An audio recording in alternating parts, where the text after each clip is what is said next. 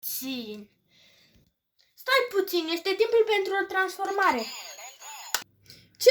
Ce nu mai sunt de data asta? Oh, nu, de ce sunt de diamant? Poate sunt alt extraterestru. Oare ce putere am? Pot să arunc cu diamant? Pot să arunc cu diamant? Hai să încerc această putere. Oh, am aruncat cu diamant, este chiar aici. Oh, oare ce putere mai am? Oare ce putere mai am? Ia să mă uit eu. Sunt dezamăgit de acest extraterestru, că nu mai are alte puteri. Wow! Azi a ținut mult mai mult acest Omnitrix. Oare în cine mă mai pot transforma?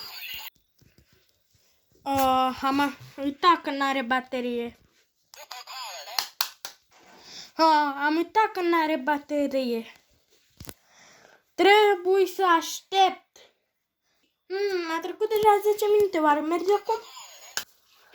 M-am transformat în cineva care are mâini foarte lungi.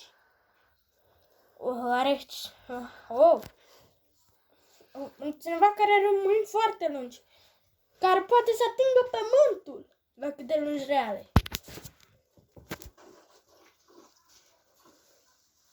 La cât de lungi le are. Poate atinge pământul. Cred că e un nou extraterestru care sunt foarte uimit de el. Are ce putere? Ce putere are? Oare pot să mă transform în această chestie? Dacă îmi scrie pe Omnitrix?